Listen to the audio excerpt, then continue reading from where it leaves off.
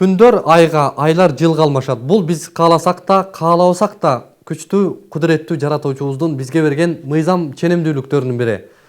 Бирок кептин төркүнү ошол жаңы жылдын келүүсүндө эмес, аны тосуунун шаан чөйкөттүү жөрөлгөлөрүндө турат. Маселен, биздин маданиятыбызга, экономикабызга, аң сезимибизге, күнүмдүк тиричилигибизге кедергисин тийгизип жаткан жокпу? Эл жаңы жылды кандай майрамдайт? Жаңы жыл тосуунун жакшы жактары барбы? Ал эми кесепеттеричи? Түшүнүктүн бул жолку берүүсүндө жогорудагы суроолорго жооп издөө максатында тереңден акыл калчап, жигердүү жооп тапканга аракет кылабыз. Саламатсыздарбы? Сиздерге студиябыздын меймандарын тааныштырып кетели. Жогорку кеңештин депутаты, Кыргызстан Коммунисттер партиясынын лидери Исхак Масалиев жана Кыргыз Улуттук илимдер академиясынын Тарых институтунун улук илимий кызматкери Рыскул Жолдошов келди. Студиябызга кош келипсиздер. Жаңы жыл кимдин майрамы, качан, кимдер тараптан пайда болду? Мындай да 2062 жыл мурда Римдин императору Юлий Цезарь жаңы календарь киргизилген. Ошонто 1-январдан баштап жаңы жыл башталат деген бир бекитилген. Ошо барып башка мамлекеттерге айланып ушул тартып кирген. Кийин 1582 жылы Римдик чиркөөнүн папасы Григорий календарды кичине өзгөртүп, 11 күн кичине жылдырып, ошо Григорианский календарь менен бүгүнкү күндө ар бир жаңы жыл 1-январда башталат деп бекитилген болчу. Барып көпчүлүк мамлекеттерде ушул календарды бүгүнкү күндө бардык мамлекеттерде колдонуп атабыз. Ошондуктан бул жаңы жыл майрамы ал эми улуу октябрь социалисттик революциядан кийин бул майрам буржуаздык, бул бизге туура келбейт деп чечим болуп 1936 жылга чейин жаңы жыл советтик мамлекетте белгиленген эмес болчу. Бул эмне себептен?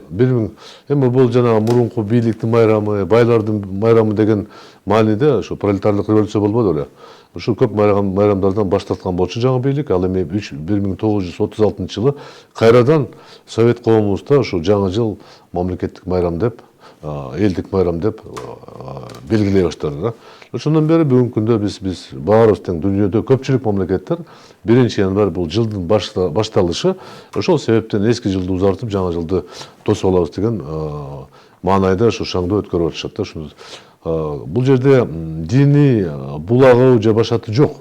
Бул жерде көбүрөөк баягы салтка, адатка айланып кеткен нерсе да. Ошондуктан сиз айткандай коомчулукта бул кимдин майрамы деген суроого эч ким так жооп бере албайт. Азыр ушул белгилеп кетпеңиз. Христиандардын майрамы кичине башка күндөр. Юлий Цезардын 46-жылы ошол Янус кудайы чыгыш менен батыштын, жанагындай бүтүш менен башталыштын кудайы болгон Янус кудайына негизделген деген да божомолдор бар да тарыхта.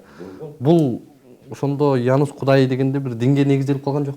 Жок, Янус деген бир диний жөрөлгөлөрдүн негизинде. Эми мындай да башатында болгон. Башатында ушундай, мисалы үчүн ошол Цезарь император же Римдик папа Григорий булардын эсептери өзүнүн баягы ишеними менен пайда болгон да. Ал эми кылымдар өткөндөн кийин көп нерсе ушу унутулуп калат, ал каралбай калат. Бүгүн кандай десек деле эски жыл бүтүп атат, жаңы жыл башталып атат. Ушу өтмөкө күндөрү деп койсок болот. Ошол күндөрү белгилеп атат да. Бул уже салтка айланып кеткен да. Рахмат. Рыскул агай, сиз дагы тарыхчысыз, элге кенен маалымат менен камсыз болуш үчүн конкреттүү дагы токтолсоңуз да. Сиз кандай көз караштасыз ушул жаңы жылдын кимдер тарабынан кайдан пайда болушу тууралуу? Азыр жогоруда Исхак Масалиев абдан туура айтты. Бул биздин азыркы 1-январдагы жаңы жылды майрамдоо боюнча абдан туура айтты. Бул календардын башаты байыркы римдиктерден башталат. Байыркы римдиктердин баягы биз азыр мындай түшүнүк бар да бизде. Адамдар же динсиз болгон же динге ишенген деген эки түшүнүктү да. Чынын айтканда бул коммунисттик мезгилде гана атеисттик заман болду. Калган мезгилдерде адамдын көпчүлүгү динге ишенген кишилер болчу да. Ошол байыркы римдерлер динге ишенишкен, бирок алар жанагындай бутпарас көп кудайга ишенген язычниктер болгондуктан ошо айлардын атын атаганда кудайлардын атынан коюшкан сөзсүз түрдө. Анан бул календарды кийин Рим империясында дин алмашты да. Христиан динине өткөндө ал христиандар бул жаңы жылдын башатын Иисус Христостун туулган күнүнөн алышкан да. Ошол Иса пайгамбар деп коебуз. Иса пайгамбардын туулган күнүнө байланыштырышкан. Анан мындан бул европалык календар, европалыктар чыгарган календар менен жашап атабыз. Андан 1700-жылы орустун улуу падышасы Петр биринчи Россияга кабыл алгандан кийин биз болсо ошол кийин Россиянын курамына кирип Кыргызстандын тагдыры 1855-жылдан баштап 1876 жылга чейин Россия бизди караткандан кийин биз ошол Россиянын бир бөлүгү катары орустардын жанагындай майрамдык түшүнүктөрүн алдык да. Биз эми ошол орус элинен ушул европалык календарды кабыл алдык. Бирок чын айтканда кыргыздардын өзүнүн ушу орус империясына киргенге чейинки да майрамдар жаңы жыл тоосу жөрөлгөсү болгон. Анткени жанагы жогоруда айткандай ар бир эл өзүнүн мезгилдик убактын ченейт да. Жаңы жыл жаңырды былтыртан бери 1 жыл болду дешип. Ошол сыяктуу кыргыздар дагы өздөрүнүн жаңы жылын эсептешкен. Кыргыздарда улуттук салттык календар бул 12 жанварлык цикл менен эсептеген жаныбар болчу. Календар болчу. А жаңы жылды болсо азыркы күндө бизде туура эмес түшүнүктөр таралып атат. Ноорус майрамы деп. Ноорус майрамы да бизге сырттан келген майрам. Бул фарсы тилиндеги Персия элинин элинен келген. Себеби бизге ислам динин таракында көп фарсы болгондуктан, фарс элдеринин өкүлдөрү болгондуктан алар ушул Ноорусу кошуп алышкан, кошо ала келишкен. Ал эми кыргыздардын өзүнүн улуттук жаңы жылы бул жалган Куран айынын бири, айдын жаңырган бири болуп эсептелген. Бул жалган Куран айын азыркы биздин календарга отурганда где-то февраль айынын дагы жаңырган ай болуп эсептелет да. Ушул айда жалган Куран биринде кыргыздар жыл ажырашып атат деп майрамда жөрөлгөсүн өткөргөн. Мына ушунун баарын карап көрсөңүз, ушунун баары тең. Жана кыргыздардын да улуттук жаңы жылын тоосу, орустардыкы дагы, орустардыкы Петр биринчиге чейин 1-сентябрда жаңы жыл өткөрүшкөн. Европалыктардын баары тең түбү барып акыры диний түшүнүктөрдөн чыккан. Жана диний өзөгү диний негизде пайда болгон. Өзгөчө диний негизде пайда болгон. Булардын жана өзгөчө жаңы жыл тоосу да биз мына бүгүнкү күндө салт болуп калды. Елка балатылар тигип алып, айланып, чыркап, ырдап тосуп атпайбызбы? Ушул балатыны тоосу чыгаруу, балаты коюп алып, бүйлөй салды дагы. Бул Рим империясы 5-кылымда кыйраган. Бул империяны кыйраткандар түндүк европалыктар, герман уруулары болгон. Герман уруулары 5-кылымда Рим империясынын калкынан өзгөчөлүгү, алар христиан эмес болчу. Көп кудайга сыйынган бутпарастар болчу. Алардын диний түшүнүгүндө ар кандай кудайларга сыйынышкан. Ошолордун биринде жанагындай токой балатыларга, карагайларга өздөрүнүн ар кандай буюмдарын илип коюп сыйынышкан жанагындай бутпарасттык түшүнүктөр болгон, идол деп койсок болот. Ошонун негизинде кийин Рим империясын басып алганда алардын салтын римдиктер көргөн дагы кандайдыр деңгээлде жанагындай салтка айландыра баштаган. А бизге болсо ошол аркылуу, Россия аркылуу бизге жетти бүгүнкү күндө. Ушунун баарын мен азыр ушул студиядан көрүп атам. Экөөңүздөр тең тарыхчы, белгилүү бир жакшы илимге сугарылган инсансыздар. Анан ушундай түшүнсөк болобу? Бул диний негизде пайда болгон майрам болуп калабы? Туура эле түшүнөбү? Эми мына бүгүнкү күндө өзөгү башталышы. Мен сизди аябай жакшы түшүнүп атам. Бүгүнкү күндө коомчулукта мындай сөз болуп атат да, мусулмандардын арасында өзгөчө. Ушу жаңы жылды майрамдабаш керек деп. Ушундай бир идея бар да. Бул христиандардын майрамы дегендей.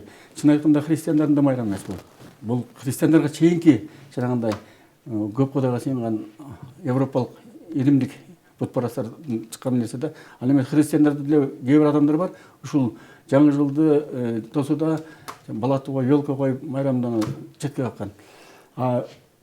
Эмне кылса дагы бүгүн жаңы жылдан таптакыр баш тартып майрамда коебуз. Ушу 31-декабрь болгондо свет өчүрүп барыбыз жатып алабыз деген бул түшүнүк чын айтканда туура эмес түшүнүк. Анткени бул ислам динин биринчиден, эң биринчиден ислам динин жаман кылып, элге жаман көрсөтөт да. Ислам дининдегилерди жапайы караңгы адамдар катары көрсөтөт да. Бул жерде мындай да, ислам дининде эле өзүң билесиң. Бул майрам салтка айланып калды. Бирок сөзсүз ошол эле елкага барып сыйынып, же болбосо жанагындай жаңы жылдан тилек тилеп сыйынып, бул ислам дининде ниетке жараша болот да. Эгер ошондой кылса ал динге каршы болот. А бирок мындай сыйынбай, жөн эле майрам катары берилсе, эмес болсун. Рахмат. Анан биз каалайбызбы, каалабайбызбы, биз ыраазыбызбы, нараазыбызбы, баары бир бул жаңы жыл келет. Бул жыл алмашат, күн өтөт. Ушул мезгил бул бизге көз карандысыз нерсе да. Бирок агай, ушул өзүңүз дагы тажрыйбалуу саясатчысыз, анан элге кандай баа бересиз? Бүгүнкү күндө ушул жаңы жылдын келиштиги эмес, аны тосуунун жөрөлгөлөрү, шан шөкөттөрү деги эле сиз ыраазы болосузбу? Бир кандай майрамдайт эл жаңы жылды? Мен мындай эл күтөт, 1 жыл күтөт жаңа жыл качан келет деп. Себеби адамды эмне алга жылдырат, үмүт алга жылдырат. Ар бир адам ойлоп атат, эмки жыл мына келет, ушул келерки жыл мага жакшылык болсун, ооруларым эски жылда калсын, туугандар оорубасын деген ошол үмүт менен болот да. Мына сиз айта кеттиңиз, бул эми диний болобу, кандай болобу, ал жерде мааниси жок. Сөз жок ал каяктан кеткен. Адам коомчулукта тарыхты алсаңыздар, баардык белгилүү майрамдардын негизинде кандай бир диндин таасири бар. Адам бирдемеге сыйынып ишенгенге, Кудайга, Христоска, кимге болсо деле жана ташка сыйынабы, кимге сыйынабы, ошонун негизинде ошондой белгиленген күндөр болуп калат. Бирөө баягы өртөп аткан отунун үстүнө секирет. Бирөө болсо арчаны тегеректеп жүрөт. Бирок жаңа жыл деген бул светтик майрам деп койсок болот. Бул эч кандай динге тиешеси жок майрам. Ошондуктан мен бир гана түшүнөм, сиз айтып атасыз, элге кандай баа бересиз? Элге баа бере албайм, эл бизге баа берет. Мен айтат элем, жаңа жылды баарыбыз тең күтүп атабыз. Көпчүлүк ушу жерде жашап аткан, планетада жашап аткан көпчүлүк калкыбыз жаңа жылды күтүп атат. Бир гана максат менен. Жаңа жыл мага жакшылык алып келсин. Жаңа жыл мага көбүрөөк бирөөгө акча алып келсин, бирөөгө ден соолук алып келсин, бирөөгө ийгилик алып келсин деген максат менен күтүп атат. Ал эми майрамдоо бул жакшы майрам. Ошол күнү баарыбыз тең елканы тегеренбесек деле үй бүлөлөр топтолуп атат. Мисалы үчүн чоң сапаты бар, жаңа жыл туугандар баары топтолот. Күчүүсү ата энесинин үйүнө барат. Сенин балдарың сенин үйүңө келип кетет. Куттуктап бири-бирибизге каалоо тилектерди айтып, кичинекей наристелерибизге, кичинекей аяз атаң сага белек алып келди деп койсок, 2-3 жашка чейин ишенишет, анан ишенбейт. Бирок ага чейин алар үчүн чоң мындай майрам шаңдуу өтөт деп эсептеп атам да. Мен бүгүнкү күнгө чейин деле бул майрамдан эч ким баш тарткан эмес. Ал эми айтып кетет элем, эми кимге жакпаса, майрамдабай эле кой, саат 9-да жат, уктай бер. Эч ким мажбурлабайт да. Бир эле айткым келип атат. Көпчүлүк динде, мен бир гана динди айткан жокмун, бир сапаты бар. Ыйык жазууларда, христианда алабызбы, исламда алабызбы, ыйык жазууларда сабырдуулукка чакырат. Бирок эмнегедир башка адам кылган кылыктарына сабырдуулук көрсөтүлбөйт. Сен туура эмес жашап атасың, сен туура эмес кылып атасың. Сен мендей жашап атасың, мендей жашап айтпайсың. Ошол себептен сеники туура эмес деген ой. Андан барбашыбыз керек. Ошондуктан мен ойлоп атам, бул жерде кандай бир булакты издебеш керек. Эч кандай идеология жок. Бул коммунисттердин идеологиясы. Капиталисттердин идеологиясы деп айтпайм. Жаңа жыл жылдын башаты. Календардык жылдын башаты. Мындан баштап дагы 365 күн биз жашашыбыз керек. Андан кийин 366-күнү кайра жаңа жыл келет. Ошондуктан бул чоң майрам менимче көп жылда сакталып турат, калат. Кыргыз деле майрамдайт, Кытай деле майрамдайт, Америкада майрамдайт, тетиги Папуа Гвинеяда деле майрамдайт, бардык дүйнөдө майрамдайт да. Анан каалайбызбы, бүгүн глобализация болуп аткандыктан дүйнөдөгү бүт коомчулук бириктип барып атпайбы? Биз ушуга айла жок, бир календар менен иштешибиз керек. Айла жок, бир айлардын аталышы менен, мисалы үчүн биз айтып атабыз го, биздин өзүнүн айлардын аталышы бар деп. Бул жакшы, бирок чет жакта саң аны билбейт эч ким. Ошол июнь, ошол январь, ошол май, кичине көз карашы аталышы башкача болот. Но бирок негизги бир принципте болот. Биз барып ошого барабыз да. Мисалы үчүн ошол компьютер полностью ушул календар менен иштейт да.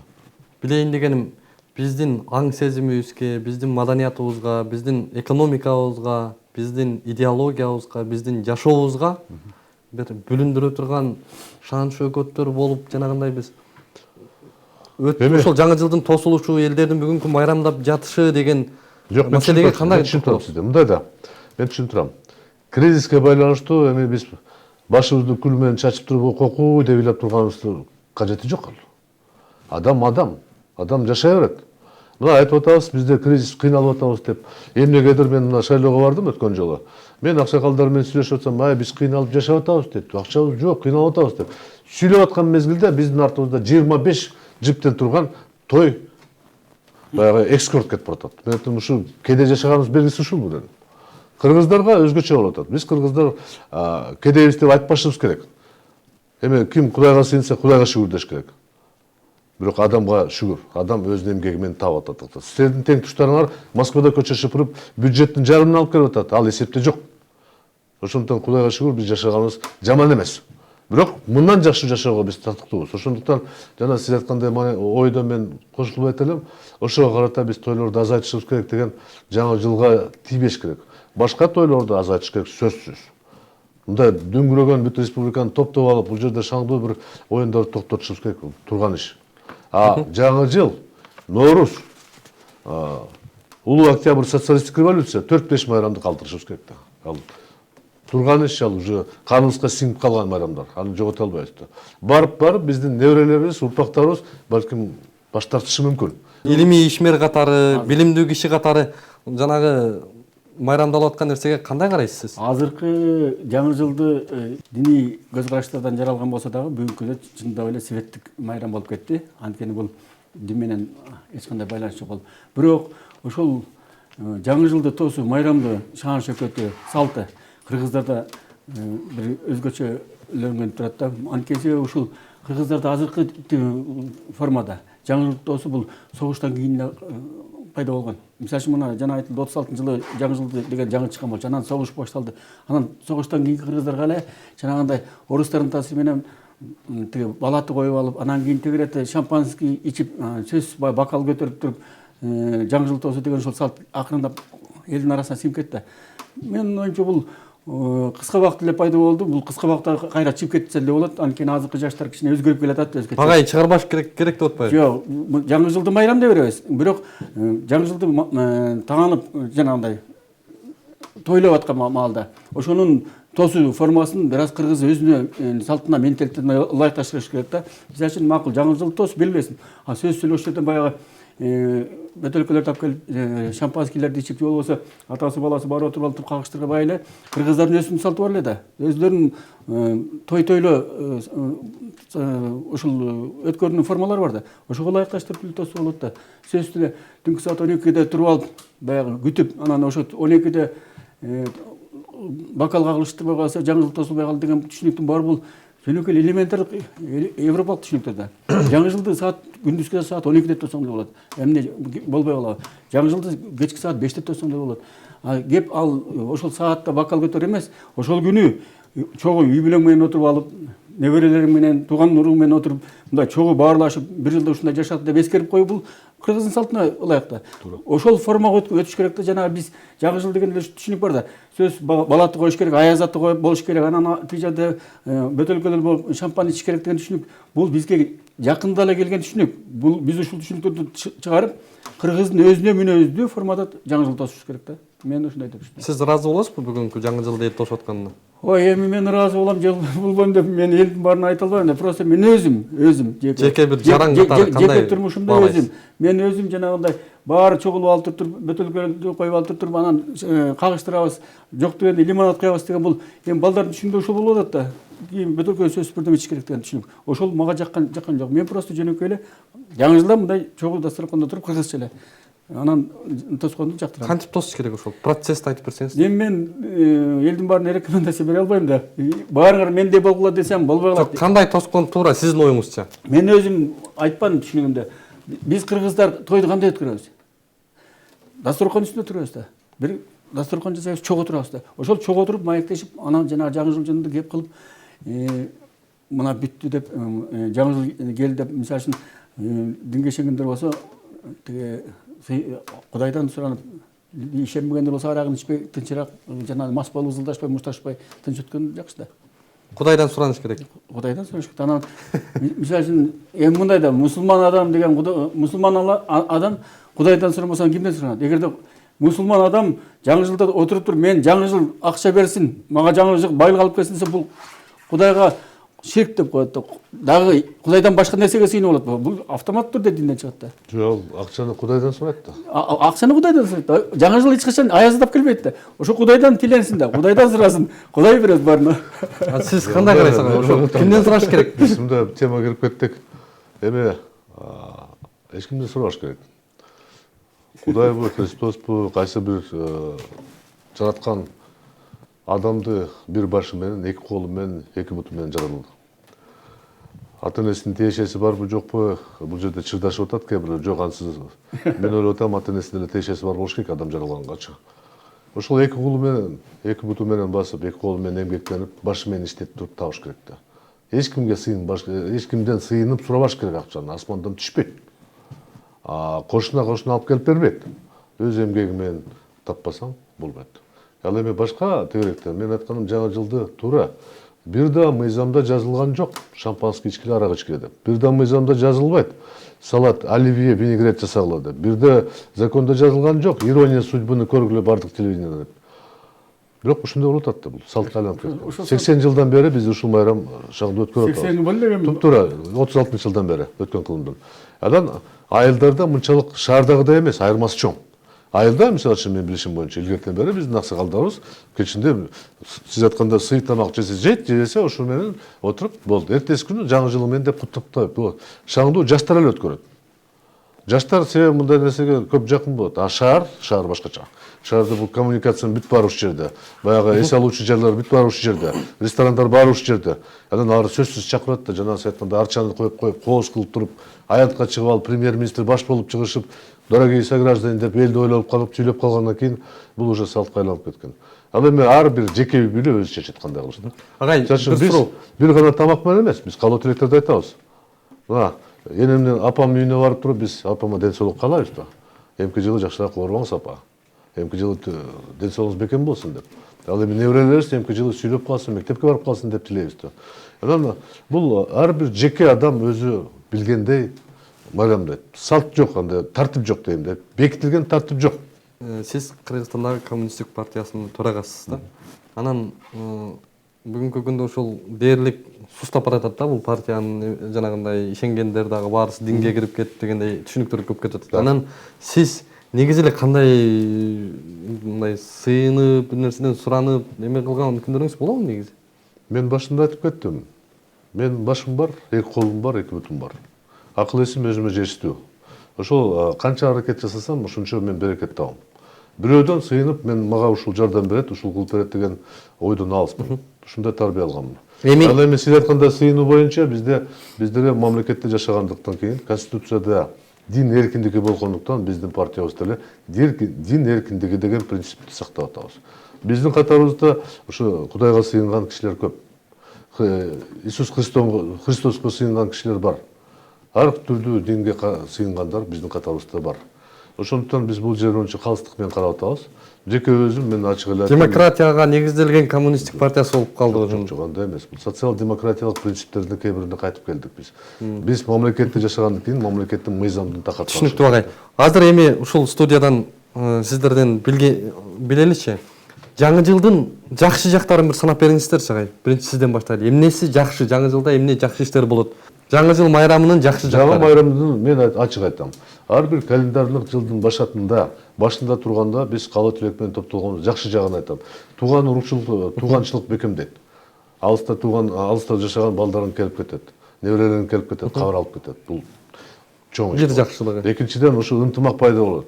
Ошол жерде эртең 31-декабрда аянтка чыгып көрүңүз ошол жерде. 10 000 адам топтолсо баары тең бир туугандай сезилет. Бул уже элибизди биримдикке алып барат. Карым катнаш. Сөзсүз алып барат. Экинчи жакшы. Үчүнчүдөн кандай болсо деле ошол күнү көпчүлүк калкыбыз үйдө болот. Ошондо биринчи эсептейбиз. Анализ кылат. Ушул жыл кандай бүттү, эмки жыл кандай болот, пландаштырып. Келечекке пландоо. Келечекке пландаштырып. Ошол нерселер бул абдан жакшы нерселер. И эң дагы бир кадам бар, бул кандай болсо да майрам күн болуп атпайбы? 1-2 күн майрам болот. Эс алуу күнү болот. Эс алуу күнү болот. Ошо 4-чү жакшы жагы. Майрам эс алуу күнү болот. Бул мыйзам бекитилген. Ошондуктан ошол эс алуу күндөрү туугандыктар менен, достор менен катташып, эртеси күнү буздап калган индюктун этин жеп,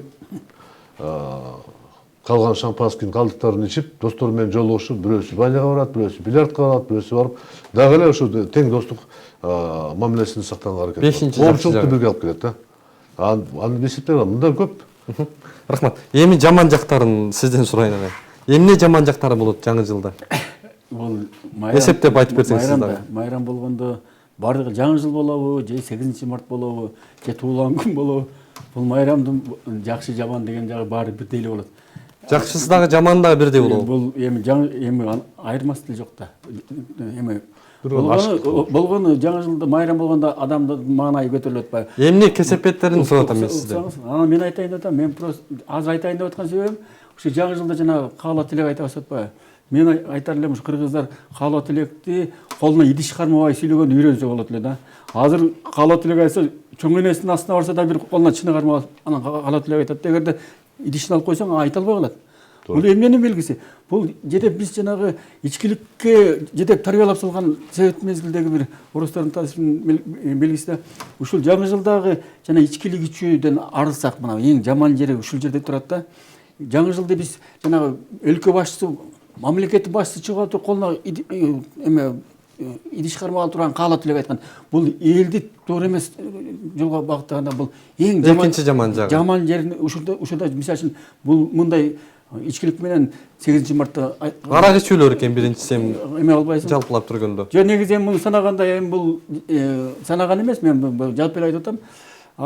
Андан кийин жаңы жылда көбүнчө ушул эми шаан шөкөт болгондон кийин сөз түрдө жана ичкилик болгондон кийин сөз чыгышы мүмкүн. Ошолорду эгер арылыш керек, анан мен ойлойм жаңы жылды майрамдашсын, бирок тынчыраак майрамдашсын. Майрамдын бардык майрамдын жакшы жагы, жаман жагы болот. Майрам болгондон кийин маанай көтөрүлөт. Туура. Анан Кесепеттерин конкреттеп айтсаңыз да. Кесепеттер жок, башка арак ичкенден башка. кесепети ушул жанагындай элди ичкиликтен арылтыш керек. Андан кийин үчүнчү бара турыңуз. Мен айтайын деп аткан жанагы аяз ата, аяз кыз, елка деп атпайбы? Ушул салттардан акырындап арылсак, бул акырында жанагы Кайранган арчалар кыйылганы. эски культтук түшүнүктөрдө анан ушул жаңы жылды тосом деп канча бир кылымдык балатларды алып келип дагы жакшы Кытай пластмассаны жасап коюп куткарып атат. Болбосо канча чыгым алып келип атат. Ошол балатыга ушунга сыйынып, ошону сөз коем деген ишеничти жоготсок, бул көп чыгымдарды алып келет. Бул экология зыян алып келет, абдан көп алып келет да. Эми жаңы жылдын башка майрамдардын өзгөчөлүгү ушунда туруп атат да. Жанагы карагайларды кесип алып турган, бул болбогон эле түшүнүк. Бир эски бир бутпарастардын түшүнүгүн биз бүгүн ушу даңазалап атабыз, анын кереги эле жок болчу. Эми мен мына жерде былтыркы 2016-жылдагы жаңы жыл ошол жаңы жыл күнү түнкү статистиканы мамлекеттик кызматтан алдык. 283 кылмыш иши козголуптур, кылмыш фактылары катталыптыр. 38 өрт кырсыгы катталыптыр. 22 жол кырсыгы катталып, 36 киши ооруканага жатыптыр. Тез жардамга 565 киши кайрылып, 410 чакыруу кызматы барып, аларга 111 жанагындай ооруканага жатыптыр. 111 киши да. Анан бул күнү канчалаган жаштарыбыз жанагындай намыстарын жоготушуп, ичкиликке берилишип, үйдөгү бир болбогон чыр-чатактар чыгып, канча адам асынып бөлүп, былтыркы жылы 2 киши каза болгондугунда маалымат булактар айтып чыкты. Анан эми ушул сиздер айткан жанагы жакшы жактарына ушул кесепеттер арзыйбы агай? Ошол кесепетчи. Жок, мен туура эмес атам. Ошол жана жакшы жактарына татып кетеби ушул? Жок, андай эмес. Фактылар. Сен мындай эки башка нерсе түшүнүктү аралаштырба. Бул такыр башка. Кыргызстанда жыл сайын 18 миң кылмыш жасалып атат. 18 миң. Сен бир күндө 300 деп атасың. Как раз ушу 300 бир күндө болуп атат да. Бир түндө эң көбү жаңы жыл күнү. Эми 18 миңди 300гө бөлчү, 18 миңди 300гө бөл, ошондой болот да. Экинчиден, 1100 адам жыл сайын өлүп атат ар кандай себептүү. Мындай эсептеш туура эмес. Туура, бул күнү оорулар көбөйөт, давление көтөрүлөт, айрым жаштарыбыз өзүнүн күчүнө эсептебей бирдеме болуп калат. Болгон иш. Катардагы күнү ар бир майрамда ушундай, жок, катардагыдай эмес. Ар бир майрам күнү ошондой болот. Ар бир майрамдарда ушундай болот экен. Святой Валентин майрамдарда болот. Бул жаңы жылга байланыштуу эмес, мен ушуну кошпогой деп атам да. Ар бир майрамда мына агайым айткандай ашыктык болгон жерде ушундай болот да. Ошол эле чоң той өткөргөндө кайсы той мушташсыз деген бул орустардын өткөн салт да бизде, туура? Кайсы той мушташсыз бүтөт? Айрымча айылда. Албетте көчөдө бирөө-бирөөнүн көзүн көгөртөт. Кичине азыраак куюп берди, азыраак берди деп. Бул эми жаман кесепети ушул, туура. Тойдун ашыктыгы. Ар нерсенин өзүнүн чеги болот, өзүнүн орду болот. Чеги кандай? Бирок, мына сен жашсың бизге караганда. Сен чегини билесиң, билбейсиңби эс алганда? Билбейсиң. Биз билебиз. Бирок кеч болуп калды. Силер жаштар билбейсиңер, силер күпүлдөп күчүңөр бар кубат силерде да. Муну да көтөрө алам, муну да көтөрө алам. Мен эмне тиги Мамбеттен кеммин деп. Андан кийин кеч болуп калат да.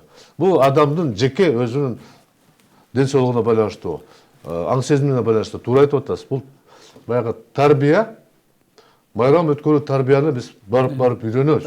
Мисалы үчүн мына айткан христиан болобу, башка жерде эле майрамдарды өткөрсөк, өнүккөн мамлекеттерде аз белгилеп коет ичимдик менен. Калган жерде кыбырап, сүйлөшүп тарап кетишет. Кыргыздарды арак ичкенди үйрөткөн. 100 жыл мурда үйрөтүшкөн, 150 жыл мурда үйрөткөн. Канча ичкиле деп айтпай койгон да. Ошондуктан кыргыздарга, индеецтерге окшоп, баягы Россиядагы түндүк элдерге окшоп биз көтөрө албайт экенбиз да аны. Арак биздин каныбызга туура келбейт экен да. А биз ошону түшүнбөй туруп даңкылдатып ичип атабыз да. Ким көбүрөөк ичсе ошо күчтүү экен деп. Ал 100 жыл мурда да болгон, 150 жыл мурда болгон, азыр деле азайып баратат. Бирок бар. Ошондуктан биз биринчи кезекте ушул ичимдик жагынан тарбияны катуу жүргүзүшүбүз керек. Биринчи кезектен адамдын үй бүлөсү тарбия бериш керек.